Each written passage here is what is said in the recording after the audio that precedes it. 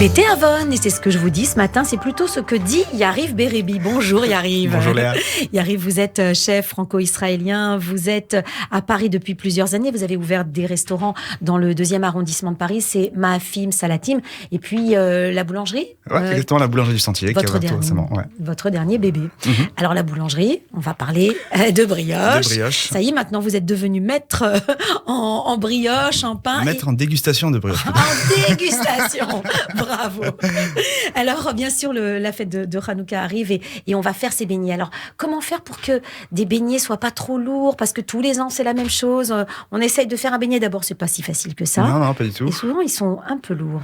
Alors, les beignets en général et la pâte à brioche, faut savoir que c'est une pâte qui est très complexe à faire. Enfin, en soi, c'est quelques ingrédients. Il y a du beurre, il y a du sel, il y a de la farine, de la levure, de l'eau ou du lait. Et ensuite, on mélange tout ça, on fait monter la pâte et on le cuit. Donc, à la base, c'est très simple, mais après, c'est la proportion des ingrédients qui va jouer le tout. D'accord ? Plus on va rajouter de la matière grasse, donc du beurre ou de l'huile, plus la pâte va être élastique, grasse, même parfois un peu lourde. Plus on va mettre de l'eau ou du lait, plus la pâte sera légère, mais du coup un peu plus difficile à manier. Donc c'est vraiment une alchimie entre tous ces ingrédients. Mais est-ce qu'elle existe bien déterminée, cette alchimie? Est-ce qu'il y a des proportions qui sont Il y a toujours des précises? proportions, il y a toujours des recettes. Oui, d'accord. Évidemment. Globalement, pour la recette des beignets de Hanouka, je vais vous donner une petite recette que je fais à la maison qui marche très très bien, qui sont légers, qu'il faut manger assez rapidement. Donc, ça se conserve pas? Ça se conserve. Une bonne brioche, faut la manger dans les heures qui suivent. Faut pas garder 24 heures. En gros, on le sent que ça rassit très rapidement. Voilà. Donc c'est là où on a ce beignet un petit peu. Quand il y a du beurre ou de la matière grasse, ça prend un goût un peu. Oui, un peu de rance. C'est parce que le beurre et la matière grasse, c'est un capteur de goût, un capteur olfactif. Donc voilà. Mais l'histoire en fait de la brioche, pour que je voulais en venir, c'est que la saison, on va voir tout au long de la culture française, on a énormément de fêtes qui sont célébrées à base de brioche. Donc là, on va arriver dans la saison des brioches, surtout avec les fêtes de fin d'année. Ben oui, bien sûr. D'accord, les couronnes briochées. Oui. Puis on met plein de trucs dedans aussi. Voilà, des fruits, du sucre. Et ensuite, chez nous, avec la challah qu'on mange tous les Shabbats, c'est une pâte de brioche en fait. La vie, hein. Ah bah oui. Donc on sent que vis-à-vis des cultures, vis-à-vis des traditions, vis-à-vis des régions géographiques, on a différentes brioches. Aujourd'hui, je vais vous donner 2 recettes. Donc la première, bien sûr, celle pour Hanouka, pour faire des beignets. Donc on va prendre 500 grammes de farine, un verre d'eau, l'équivalent de 125 grammes.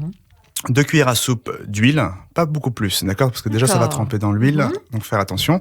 Un cube de levure, 3 œufs, un quart de cuillère à café de sel, d'accord? Et 3 cuillères à soupe de sucre. Donc pas trop de sucre non plus, parce qu'on va sucrer le beignet après la cuisson, et de l'huile de friture. Donc on va mélanger tous ces ingrédients. Alors si on utilise un cube de levure, on peut utiliser la levure sèche en sachet, mais si on va faire de la levure, on va la diluer dans de l'eau pour qu'elle soit bien homogénéisée.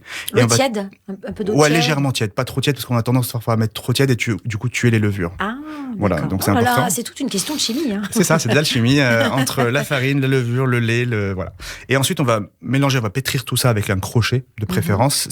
On peut le faire à la main, mais c'est beaucoup plus long et beaucoup plus difficile. Donc utilisez le crochet de votre batteur.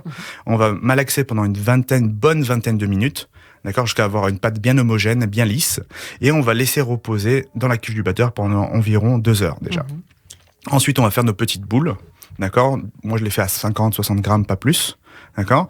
Et ensuite, on va encore une fois laisser reposer pendant 1 heure. Ah oui. Pendant ce temps-là. Qu'est-ce qui se passe? Pourquoi est-ce qu'on fait reposer une pâte? Qu'est-ce qui se passe au niveau Alors, 2 choses se passent. Physique. La levure commence à s'activer et du coup incorporer de l'air, d'accord, et faire des petites bulles, d'accord. Ce qui va faire après, il y a dans la farine, il y a le gluten qui va emprisonner cet air, d'accord, et qui va permettre d'avoir une pâte très légère. Donc si par exemple on ne laisse pas assez reposer sa pâte, on peut avoir une brioche ou un beignet très dense. Trop compact. D'accord. La deuxième raison, c'est la cuisson qui va faire le beignet compact. Donc moi, je préchauffe mon huile à 180 degrés, alors il faut être bien précis. C'est très important. Et ensuite, on va plonger nos boules de beignets à l'intérieur. Et là, combien de temps? Parce que c'est très rapide, non? C'est 2-3 minutes. Il faut laisser quand même un peu cuire. Moi, je les arrose un petit peu avec une petite cuillère. Je les bichonne un petit peu pour qu'ils grossissent bien. Et je les retourne. Voilà, il faut être présent. 2-3 minutes, pas plus, et ensuite on les sort du bain d'huile et on les met dans des feuilles de papier pour bien absorber l'excédent d'huile et pour avoir quelque chose de bien léger, bien croustillant autour. D'accord. Voilà. Donc c'est c'est pas si simple. C'est pas si simple. Les ingrédients, c'est clair, on les a tout le temps dans son frigo. Ça, c'est parfait, on peut les trouver. Mais après, le coup de main, c'est vraiment des conseils très précis. Très clinique. Voilà. Il faut essayer. Moi, bien sûr, mes premiers beignets n'étaient pas si jolis que ça.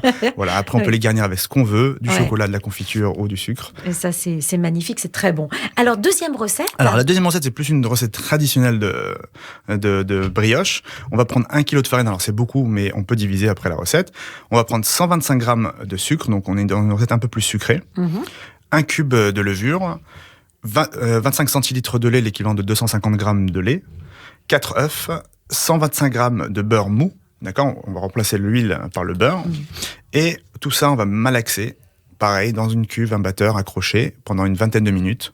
On va laisser reposer pendant 2 heures. Et là, on va le mettre dans un moule plutôt. On va pas faire des boules parce que c'est une pâte un peu plus liquide, un tout petit peu plus liquide que la pâte à beignets. D'accord ? Et ensuite, on va laisser reposer dans le moule encore 1 heure. Donc, le même principe que les beignets. Et par contre, on va, au lieu de cuire dans un bain de friture, on va le cuire au four à 180 degrés pendant environ une trentaine de minutes. Voilà, là. Et là, par contre, c'est vraiment un délice. Moi, c'est ma préférée, c'est la brioche. Plus que les beignets. Et après la cuisson. Et l'après-cuisson, on laisse reposer.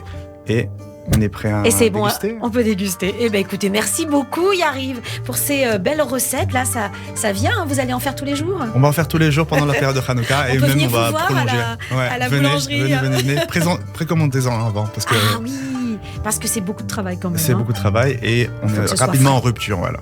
Merci, Yariv. On se retrouve la semaine prochaine, même si c'est Hanouka. Même si c'est Hanouka, on parle d'un autre sujet. Merci, à la semaine prochaine.